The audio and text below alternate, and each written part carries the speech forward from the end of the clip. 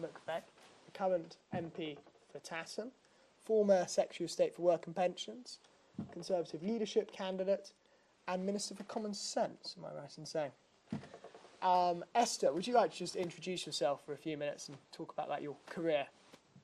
Okay, so we'll keep it to just a political career? Go or on. Any career, we all could of do it. anything. My goodness, I don't know, we've got time enough. Okay, so I guess, what I think sort of interesting from my point of view, and it gives me a good oversight. So yes, I was, as you rightly said, Secretary of State for the Department of Work and Pensions. I actually started in there as a junior minister, went to a minister attending cabinet, and then to Secretary of State. So I was actually in cabinet in different roles with David Cameron as the Prime Minister, with Theresa May as a Prime Minister, with Boris Johnson as a Prime Minister, and with Rishi Sunak as a Prime Minister. So sometimes people say, who was your best, who was your favourite, what were the difference? And they all had different styles of leadership. And I don't know if anybody does any modules on leadership, what it entails, what you need to have, how you become one, what are the different types. So I couldn't have had a more diverse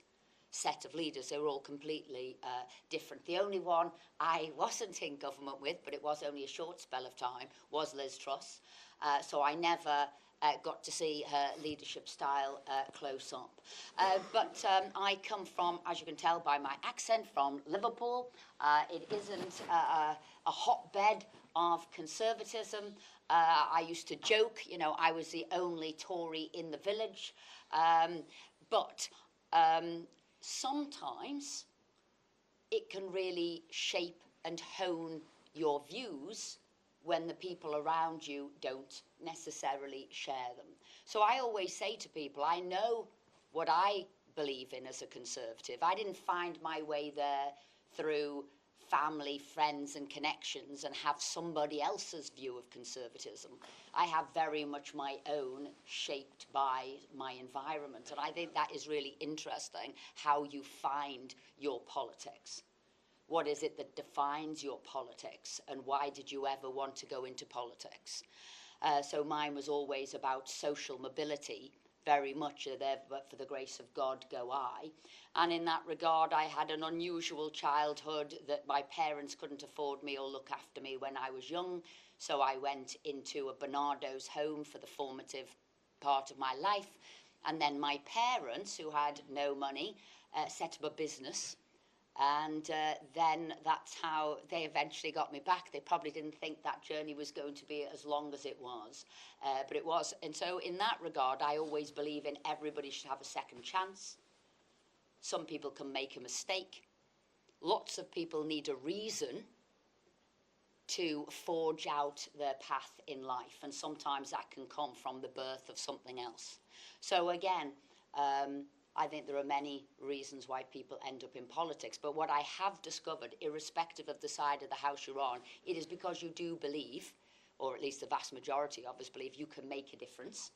We might see problems and issues from a different perspective, a different angle, but genuinely politicians are good people in the house for a positive purpose. There'll be some who aren't, but that's true of every profession. But I trained to be a lawyer. My A-levels were all the sciences. I was always interested in how people ended up in sort of their life. I used to watch TV like Rumpole of the Bailey and Crown Court, and I just wondered, how did some people end up the wrong side of the track? If they had been born somewhere different, if they had known different people, if they hadn't have been there at that time of the night, how their life would have been different. So I'm interested in that as well. But how you put things right and how do you get onto the right side of the tracks. So I moved, or I started my career in TV, in journalism, stayed there for quite a long period of time, and then I realised I was just talking about things, and if in life you want to affect change, you need to be at the centre where change is happening, rather than just reporting on it. So I still stay in journalism, I still write for papers, I still work in TV, but actually I was more interested in changing politics. Whenever I hear anybody grumbling on, oh, I'd change this and they're not good enough, and oh, I could make all change, I say, well, do you know what? Get yourself elected.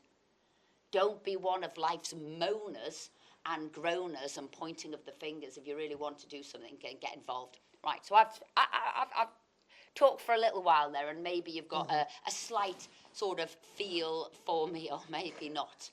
Maybe that's prompted some thoughts or some questions. So you've certainly got a feel, but you have forgotten or you've missed out your career at the BBC.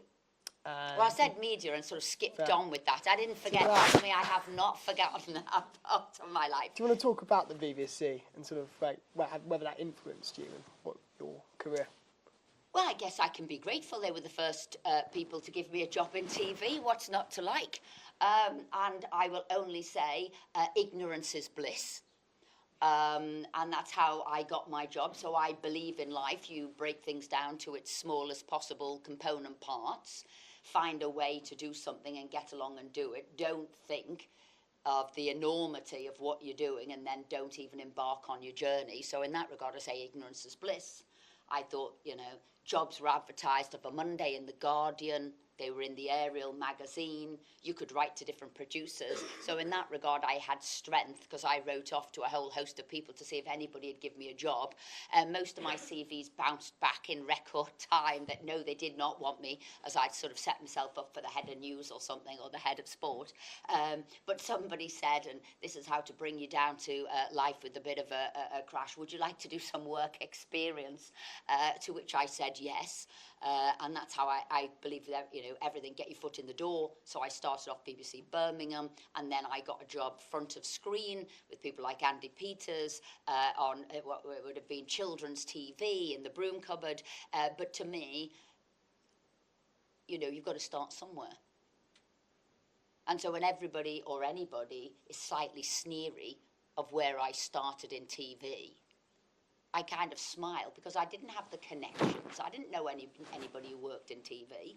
I didn't have any friends who were there, family members. The fact that I broke into TV actually when I did, from the background that I came for, was quite remarkable. 10,000 people applied for my job and I got it. Luckily, I didn't know that till afterwards, because if I had known it, I would never have applied.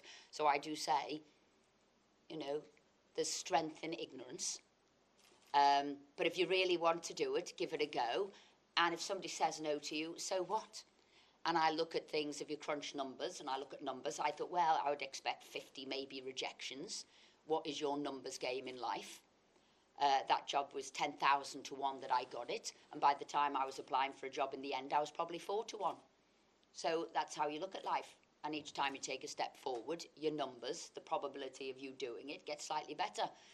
And when you make a mistake, might be painful, but you learn far more from mistakes than you ever do from things that you got seamlessly right.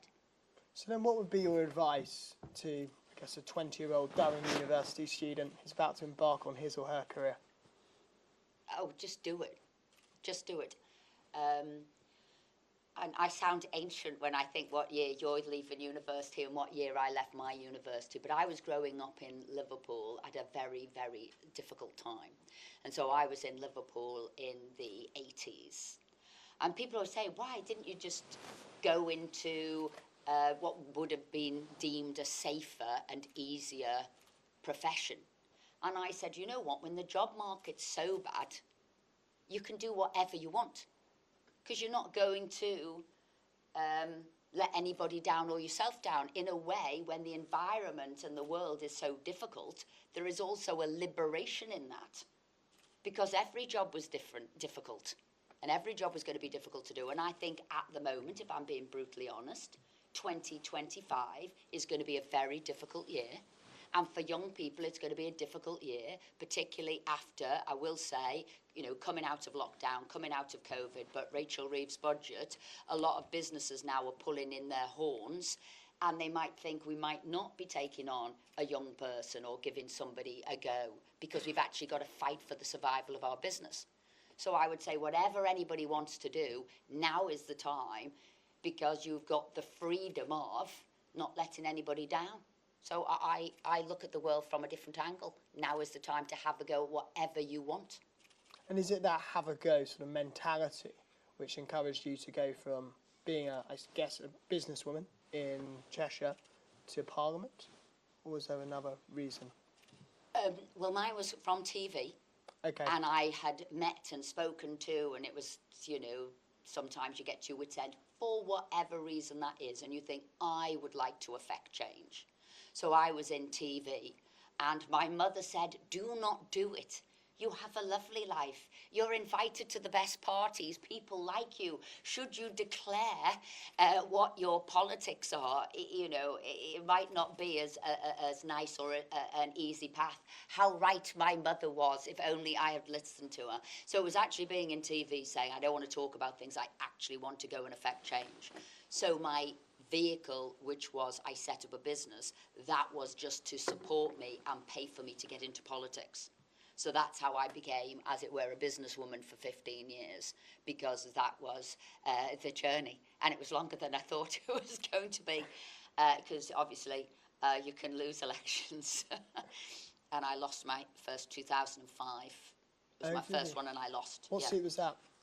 Wirral West, okay. And I did it twice. So I went back to Merseyside, which obviously, again, was a difficult one, because it's not, known for its conservatives. So I won Wirral West and the first Conservative MP on Merseyside since 1997, and I won it eventually in 2010. Okay. And then what was it like when you got to Parliament? Was that like phenomenal experience in 2010, going in with the coalition government? Or did you think, bloody hell, yeah, this is tough?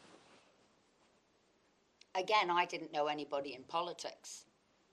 And maybe I am guided as much by my heart as a desire for change. So it was all new, so I didn't have any preconceived ideas, what it was like, what it would be like. I just knew I was on, I guess, my mission, and my mission was obviously, has always been social mobility opportunities, regeneration, transformation, that would be like the North-South divide, and anybody can achieve given the right support and education. So these things are key to me. So when I went in there, I didn't really know what to expect. But my first image, and it still sticks with me, it's still like this now, it's like being at Heathrow Airport and everybody's running for their plane. So you have to know what you're doing because you're representing your 70,000 constituents, and everybody is on a different journey, going to different places. You will meet, in the chamber, so you'll meet in the sort of airport lounge and you'll meet somewhere else, but you are all going in different directions. And then the other thing, you have to clearly know what it is you are there to do, otherwise you will be a busy fool. Because everybody will be demanding your time, and there is meetings all the time, and there's just an array of things to do. So you could be exhausted by the end of the week, but have absolutely achieved zero. So you need to know, and I think that, for somebody who's got no experience in Parliament and politics, which was me, was my biggest lesson to learn. How am I impactful? Because you might not be. So why are you there, and what is it for? Do you think that ability to learn, and also, I guess, be objective and practical, was why you were chosen to become a minister, rather than staying on the back benches? Oh, I think there's lots of reasons. Okay, and stuff. Okay, so, I can be quite cynical at maybe why, as a Conservative from Liverpool, who had my background, actually people didn't know about my full entirety of my background till a long time afterwards. And so I say, a girl from Liverpool within the Conservative Party is affecting all of the change for benefits. Can you see how difficult and painful that ended up being for me on Merseyside? I don't know if anybody can, but if you think an area that could have a high dependency on benefit, an area that isn't of a Conservative leaning, and here I was making the biggest changes to benefit of a generation. So when people talk about the bullying and the trolling and the dangers of people being an MP, and maybe people will know my journey, maybe they won't, but I had the Labour, what was going to be the shadow chancellor for the Labour Party, come into my patch and say, go out there and lynch the expletive. and the dangers that I faced and the protection that I should have had that I never had. So, you know, mine was a difficult journey to have been on, but would I have turned it down and not done it? No. But I was in the fire of a fundamental change, which was the biggest change that the Conservative Party did from an area that would have been fundamentally against a daughter of the city making that change. And were you proud of that change? Insofar as youth unemployment was at a record high, by the time I left it was at a low. Employment levels were at the highest they'd ever been. Unemployment were low, and we completely reversed the state of the jobs market. And when I was leaving, there was 1,000 extra people a day going into work.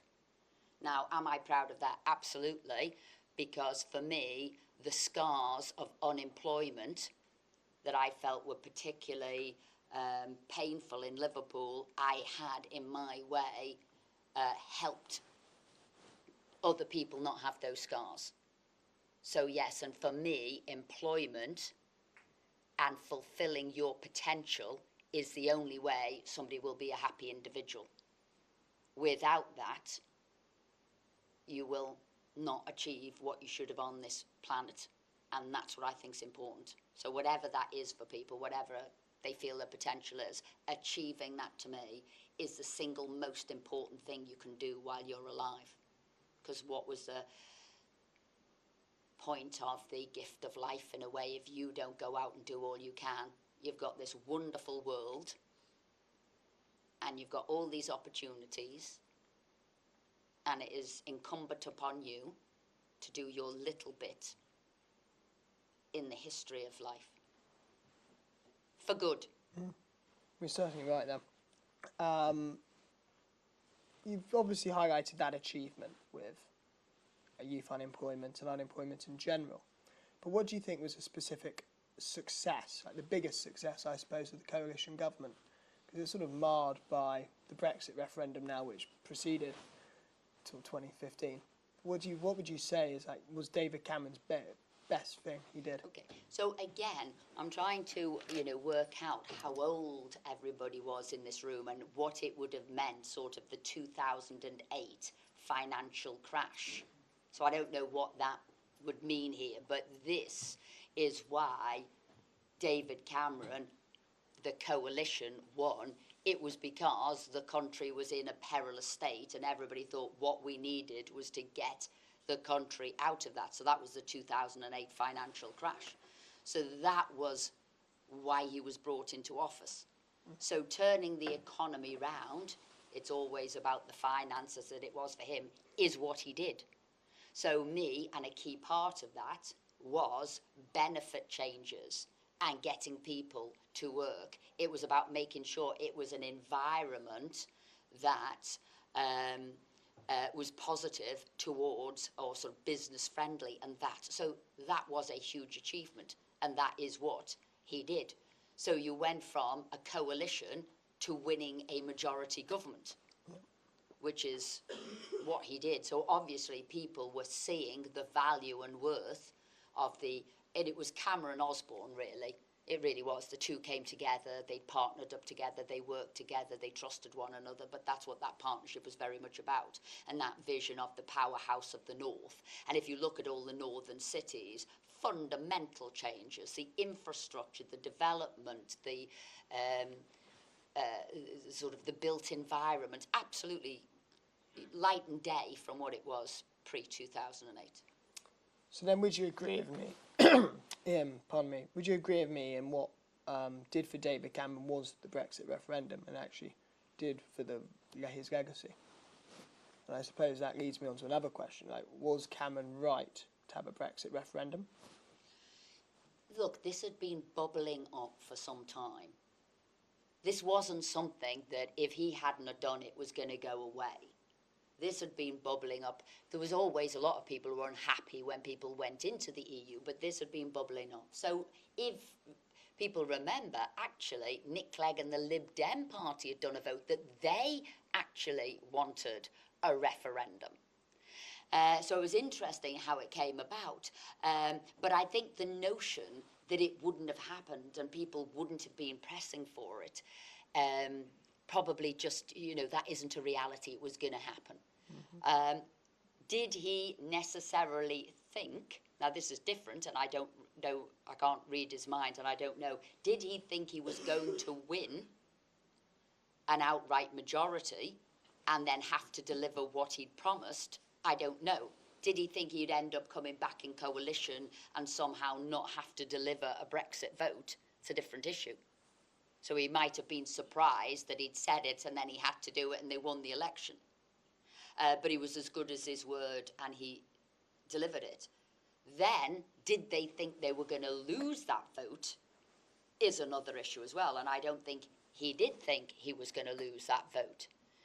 And that's why he possibly went down on the side of Remain, where really he shouldn't. He should have been an overseer and delivery of a referendum and not go on either side. Now, something most people don't know, because you won't, I remember when I heard he was going to come out at 7 o'clock in the morning after the referendum result. So I got in touch with him straight away. This is another thing I believe in life. If you believe something so is really important, you must say something or do something or try and affect something. Don't be so cowardly that you might be rejected on a phone call that you never did it. I feel I did my bit. So I called him up and I said, "You're not going to stand down, are you?" In my typical Scouse colloquialism. To which he was, yes. And I said, "Well, I will let you know here and now, the Brexiteers have already written a letter. They would like you to stay on. Nobody holds it against you that you were on the other side. And equally, who are we going to have next as a Prime Minister? So I am calling on their behalf because nobody wants you to go. Because actually Cameron was a brilliant leader, most organised man I'd ever met. He did actually listen. He always made time for you. He was a brilliant chairman or, leader.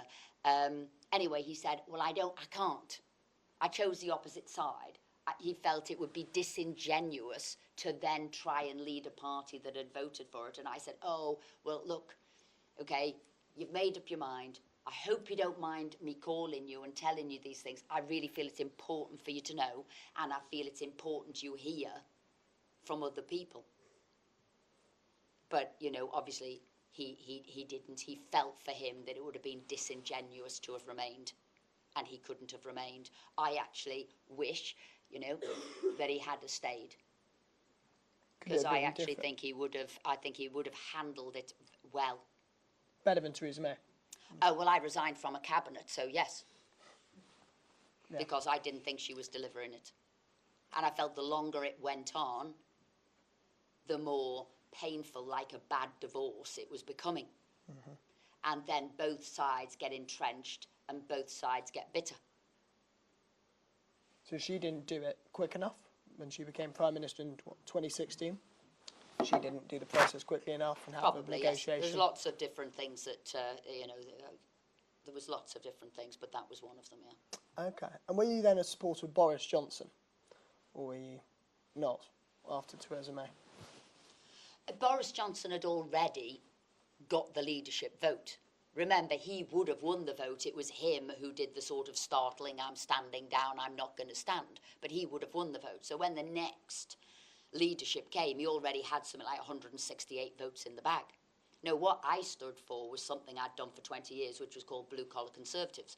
So all the red wall seats I'd been working in 20 years, because a lot of the people who lived in what is known as the red wall seats, the sort of working class sort of families there, they were actually conservative. They were more right-wing than most other areas. They just, for family ties, historical reasons, had voted Labour, not actually because that was what they believed in. So they'd be the same with me on sort of crime, on sentencing, on immigration, on education, opportunities.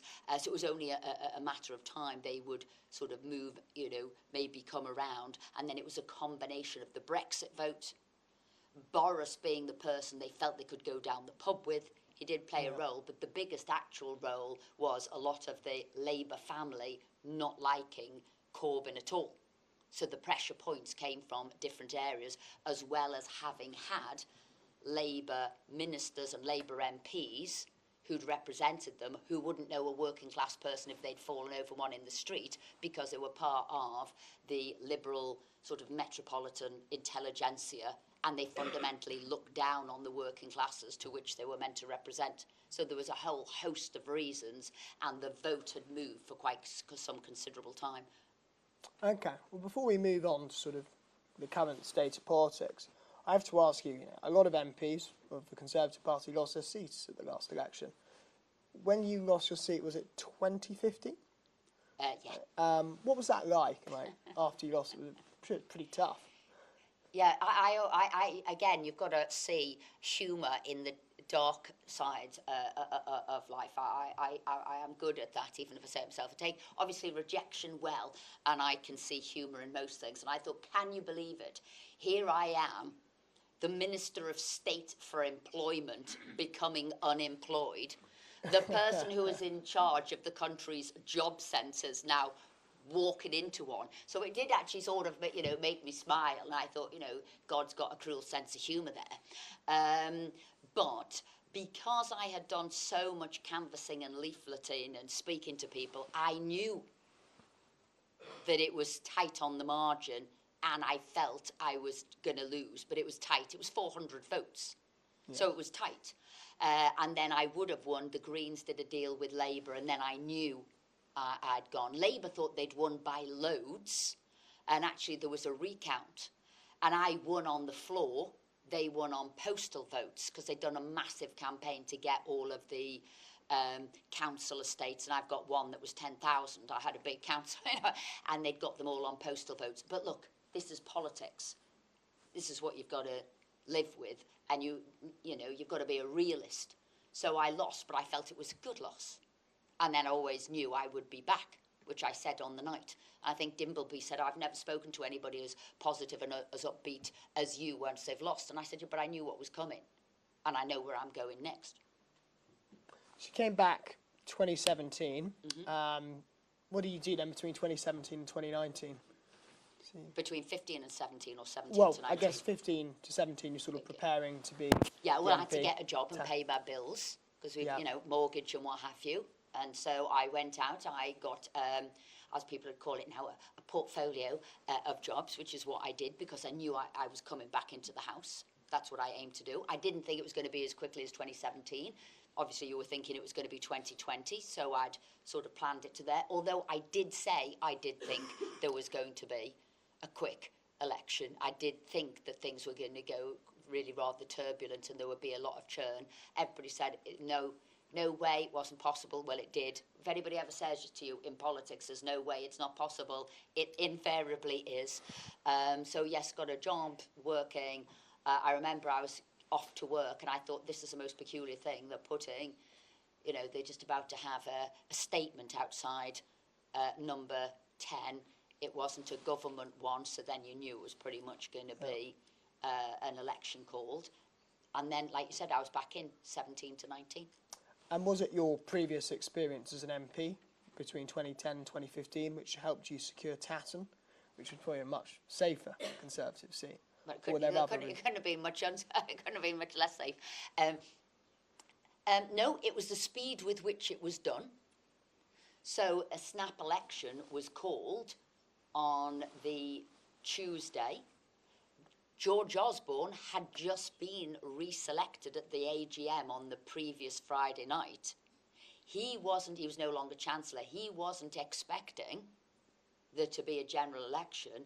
He'd just been offered the editorship of the Evening Standard. So he went to the AGM to say to everybody, look, I'm going to do this job for a year. I want to be your MP. Will you still have me? Obviously, they'd enjoyed having him as the MP, and he'd been the Chancellor. And they said, yes, it's a big job, but we will support you. You'll find most Conservative associations and members are actually very supportive.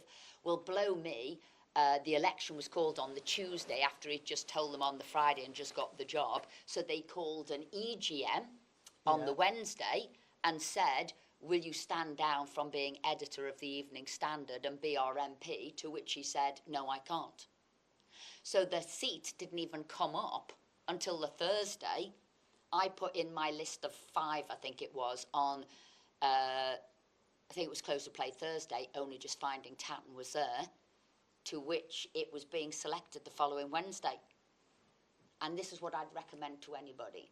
As soon as I knew it, and I knew the seat a little bit, I have got friends who live there but didn't know where at all, I chucked a suitcase in the boot of the car, drove to Tatton and just stayed there the full time, and stayed in a different hotel each night and found out and spoke to people while I was there until the Wednesday. And Phil had to come up from London with my outfit for the Wednesday.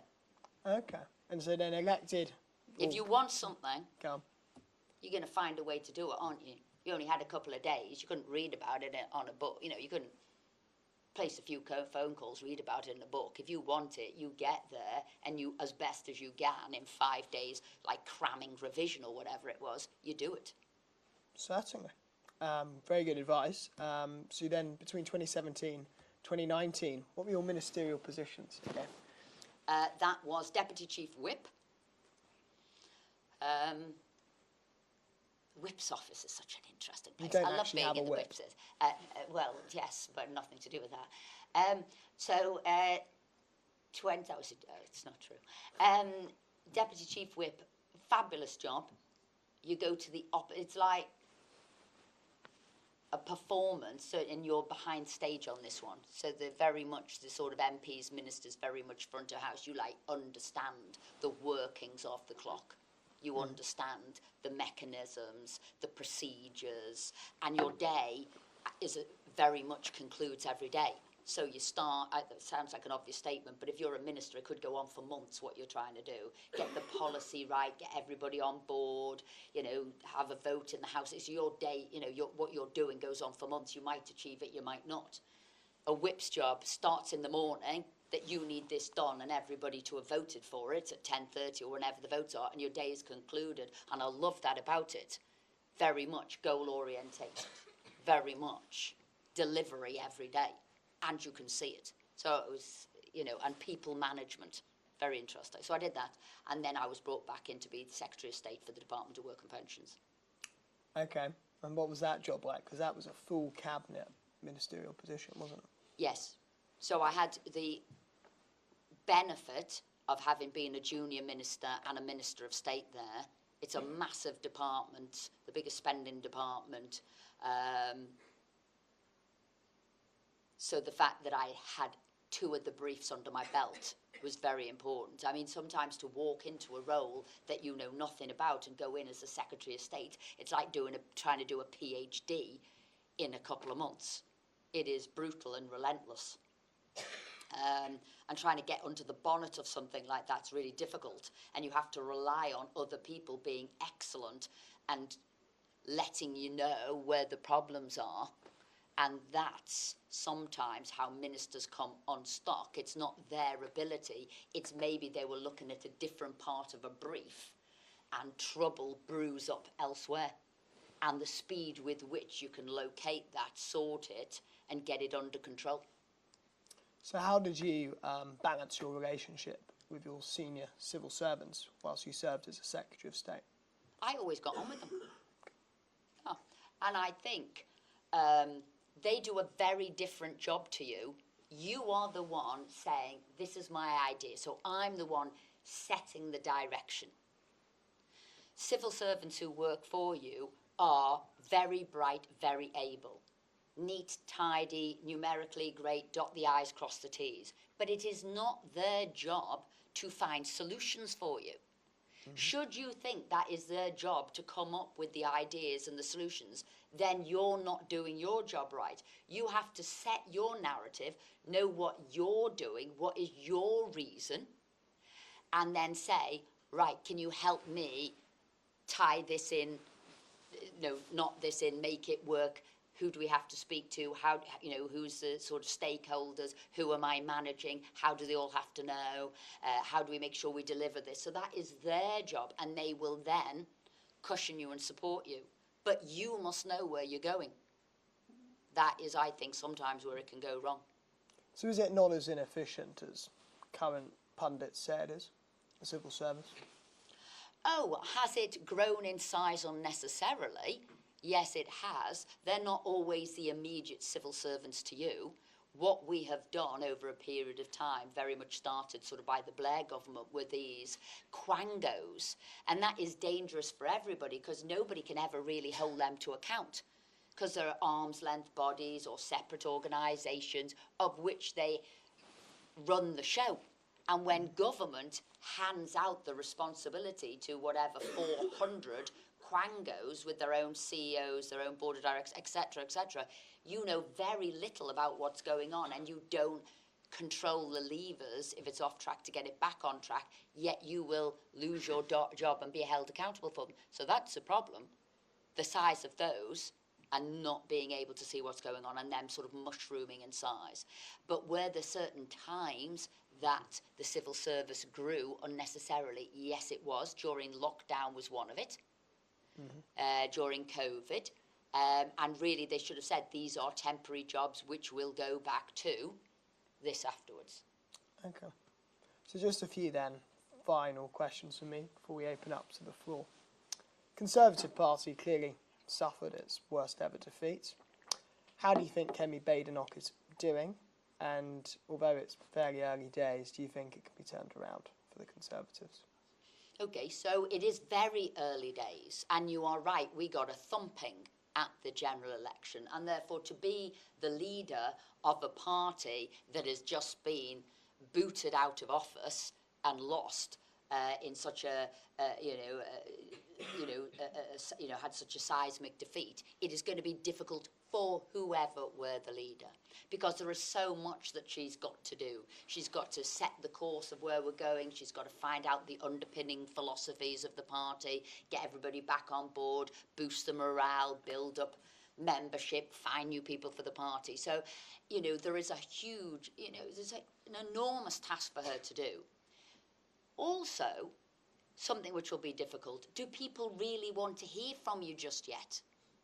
Do the media really want to give you a platform just yet? We've got a brand new government, which you're going to obviously give the time of day to. They're running the country and they've just won. And you've got new, interesting, parties on the horizon now, like Reform. So a journalist will see things from what is my news story, runs to a completely different cycle, a 24-hour cycle or a minute-to-minute cycle of your social media. And that's what it's looking at, its story. And I don't think they'd be thinking the Conservative story is one we want to necessarily tell at the moment. So Kemi's going to have to find her own way of reaching out. She has got a voice and an identity. It's making that work. And so, what's she done? 8 p.m. queues. It's not really that many, and it's a very difficult thing to do. And she will find her footing in there. Could you see then, well, it's a long time away, potential pact between the Reform Party and the Conservative Party at the next general election? Oh, I've always been quite open. I want to get rid of socialism. So if I'm getting rid of socialism, I don't have a problem. If electoral pact, I wouldn't join with Reform, but I'd do electoral pact to make sure that where, I don't know, the Conservatives were a dim and distant whatever, fourth, and Reform was second, I'd let them have a free rein and I wouldn't compete, because what we don't want to have is another Labour government that got in, not because anybody really wanted Labour, it was actually because either people didn't come out and vote or two right-wing parties went head-to-head and both of them knocked each other out. So I'm a pragmatist. Okay, a pragmatist. So if Nigel Farage said to you that he wants to be Chancellor of the Exchequer in a sort of Conservative Reform coalition, would you let that happen? But we haven't got there. Well, if you have. No, so I get on with Nigel, and Nigel's a friend, so I know him. Like I have friends in all parties, Labour Party, across the board. What we're doing is we're going to win, and that's my vision. But how do you win? And the way you win is to make sure that Labour loses, and that could be by allowing Reform to have seats as well. So I'm not going with the view that it's a coalition. I'm going with the view we're going to win. What I'm not going to do is weaken my chances of winning by having two right-wing parties fight each other out That makes and sense. split the vote. One final question then for me. Thoughts on the current US president? Right, well, he's not all good and he's not all bad, is he? He's an interesting character who's absolutely shifted the dynamics of politics, hasn't he?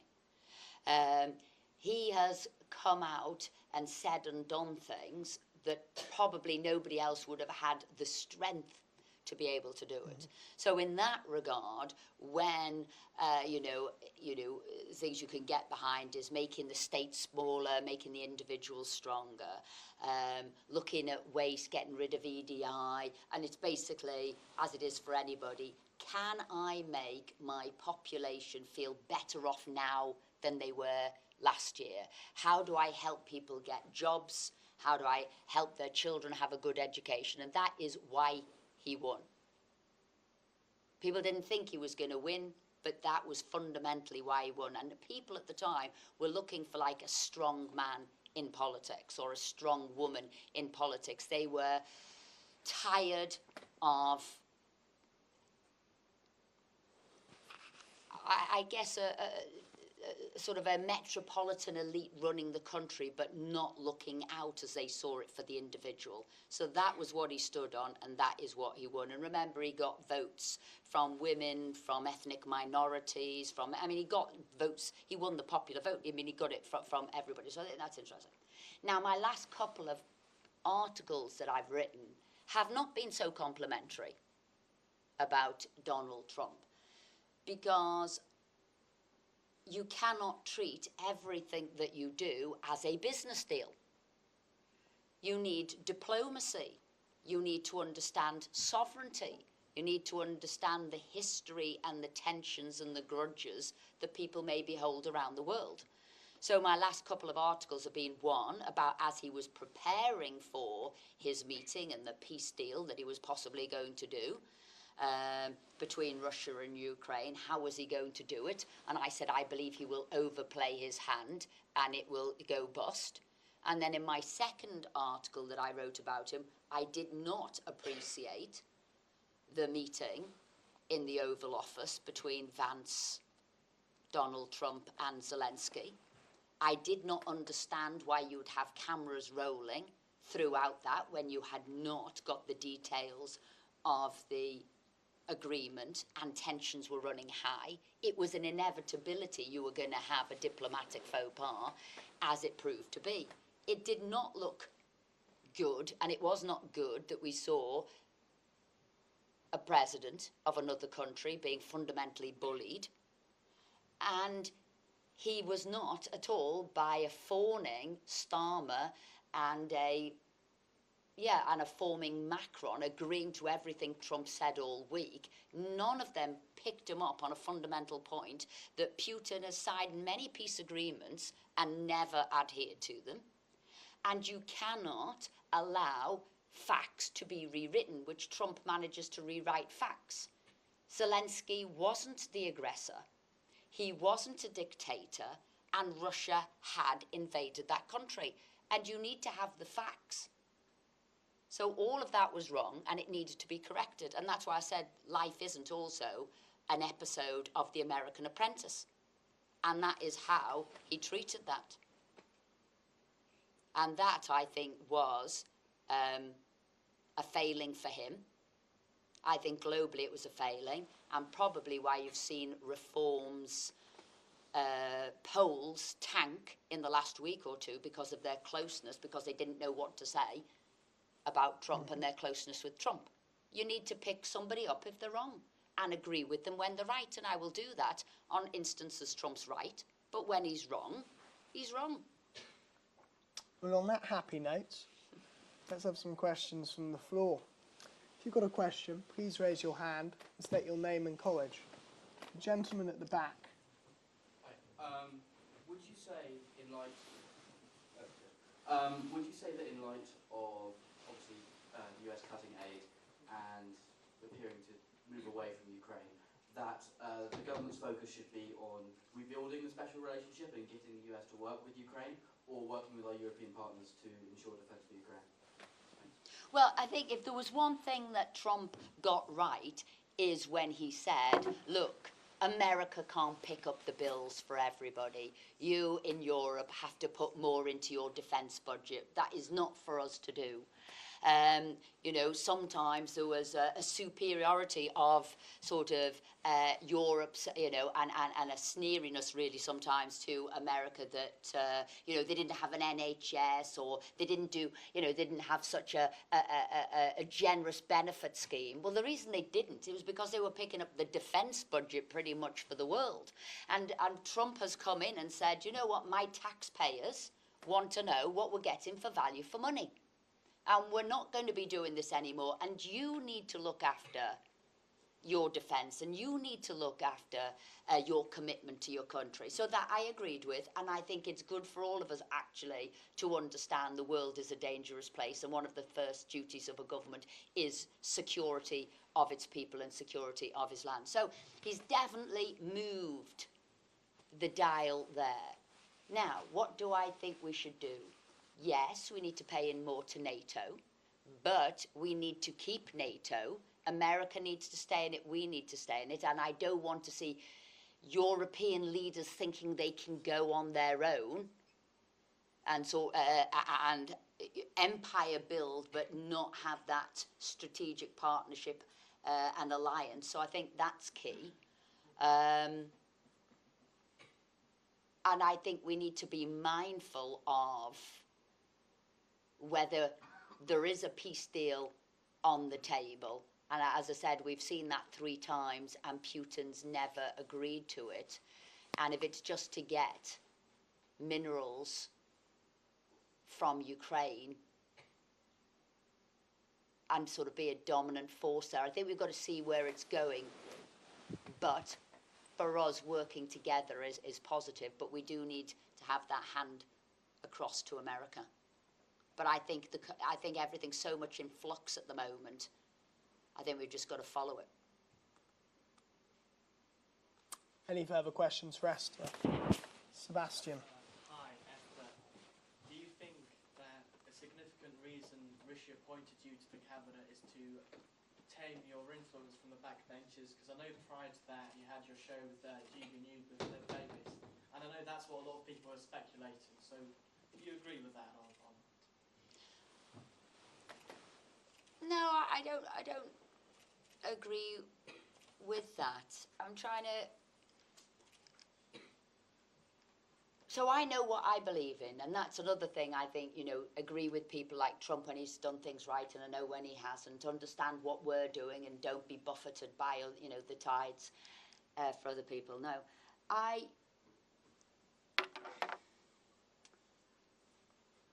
they'd mentioned it before, and I was, as you say, working on GB News. And I felt I had a powerful position in a way to talk about being a Conservative. And I think there's different ways to do it. You can do it as a Secretary of State, you can do it as a Minister, you can do it as a backbencher, and sometimes you can affect more change as a backbencher. And I was very much doing a lot in my patch and a lot in Tatton. And so when I got the phone call, I was not expecting it. In fact, this is what happened. I was doing a Q&A session in my constituency, speaking to 50 constituents. And then at the end of it, my bag kept ringing. And I ignored it because I was speaking to constituents. And obviously I'd been talking about the reshuffle, who'd just got in, who'd got the first job. And in fact, some of the questions from the floor was, oh, do you think you'll be promoted? To which I said, oh, absolutely not. And then eventually, I think Angela, the lady who works for me, got a phone call from Philip, my husband, to say, well, Esther, pick up her goddamn phone. The Prime Minister's trying to call her, to which I did. And that's when I said, well, what is it? What do you think I can achieve? I know it was that I was given a nickname of the Minister for Common Sense. It's actually a minister in the cabinet without portfolio, because that means you look over other portfolios, not just your own. It was a job Peter Mandelson had, and it was a job that Ken Clarke had, and it's a really important job to oversee what's going on, otherwise everything works in silos. So I thought, yes, I will come in, I'm a Tory, so I gave up everything. So actually I was giving up a lot. I gave up my show, I gave up my column in a newspaper, I gave up everything, because I said I will put my shoulders to the wheel and let's see what we can do. What is it you'd like to see? And this is where we said changes to waste of money, focus on basically the, the constituent, the taxpayer, how do we get value for money? So that was my job going in, and I said I will pick up that challenge and I will do it. My only regret was the fact that we didn't go until October for the general election, and it came a lot earlier in July. And I wish then, if we hadn't gone longer, that Rishi's reshuffle for what he did there had happened a year or two before, because really you cannot do those things in like 6-9 months or a year. So was I expecting it? No. Did I think it was to hush me up? No. It was probably very brave of him, really, to offer us the job and get in touch, because I'm also the sort of person, as he knows, who stood down from cabinet, who could have just said no. But I think he knows his own mind, Rishi, and I have to tell you, he's a very, very bright, able individual, very shrewd, sharp guy. It was most unfortunate that he had to pick up the pieces after Liz Truss and got handed a very, very difficult pack of cards any other time, and I think he would have been an excellent Prime Minister. It was just a bad time. Any further questions for Esther? And Esther. Honor College of St. Helens, St. Pete. The last Conservative defeat in the last election kind of represented a shift away and blue-collar voters away from the Conservatives. What do you think were the key reasons for this, and how do you think the Conservatives should win back blue-collar voters in the next election? Well, for me, fundamentally, and that's why I was one of very few people who voted against the COVID lockdowns, lockdown has been what fundamentally has caused so many problems. So even if you're looking at the amount of money that was spent, the things that didn't happen because you were locked down for 2 years, just was unbelievable. So if you think we just, as it were, delivered Brexit in the January, and then we were in lockdown in March the 23rd. The trade deals that you wanted to do, the things that you wanted to do were not happening because the number one issue was COVID and then lockdown. So I think that, because most of those red wall seats would have been Brexit seats. They were looking for a new beginning, they were looking for new opportunities, and then obviously that couldn't be delivered if your focus was COVID and lockdown. And it wasn't just the UK in lockdown, the globe was in lockdown. And then I could never overly emphasise what wasn't done in those 2 years. So all of the money in the infrastructure, you know, if you look what went into Manchester, what went into Liverpool, what went into Warrington, if then Rishi had had an extra 2 years of Prime Minister, they would have come to fruition. And you would have had the money rather than $500 billion going into something, COVID, lockdown, and 2 years delay on all of the delivery. So that is it. And then there's all the... Oh, thank you. How many minutes? Join 8 minutes. Okay. So I think that's a key thing. So I think to build up that trust with that cohort of people is going to be incredibly difficult. And that's why I think Reform will be in those seats. Because Reform have no hinterland to point to of achievement, failure, success, or what have you, so they can start the journey all over again. But it'll take a long, long time. But I was doing it for 20 years, and I don't know how long it'll take for people to come back. But they're not warming to Labour at all. And it started with, and Labour's biggest mistake was the removal of the winter fuel payments from 10 million pensioners and that actually was a massive, massive letdown for lots of people who'd be in that sort of those blue collar red wall seats. We've got time for one more question. Just over here. Hi, I'm Boris, John Snow College. I'm really glad you've mentioned both the things I wanted to ask a question about. You mentioned socialism and you just mentioned the winter fuel payments. I wanted to know, from a Conservative perspective, how do you square the circle of calling Labour socialist whilst they take away that benefit from so many old people? Well, that's what's confused their own voters. Why did they do it? What have they done it for? And I'll tell you for why they did it. It was really rather cynical. They thought those people didn't vote for them, and they have this bizarre idea that those pensioners were wealthy. It told you a lot about the Labour government that you've got in. They weren't looking after the vulnerable. It was very much about keeping themselves in power and getting money from who they thought weren't their own. It started with that. That's why I pointed that out. There was more Labour colleagues, MPs, friends of mine who were horrified with that than anybody else, and that's why I say that will be something that will take a long time for Labour to get over. But actually, their fundamental budget, what they're doing with private schools, it's so sort of ideologically sort of driven, and I say that as like socialism. Tony Blair said, do not destroy and do not think of doing that VAT on private schools. Tony Blair was like, that is nonsense, what are you doing? So they're removing choice, destroying education, destroying business at the moment, combination of whether it's working or unworking rights, a combination of national insurance contributions uplift, what they're doing with the farming tax. It's unbelievable what they are doing to this country. Maybe I wouldn't call it socialism. Maybe I'll just call it Starmerism, because I think it's worse.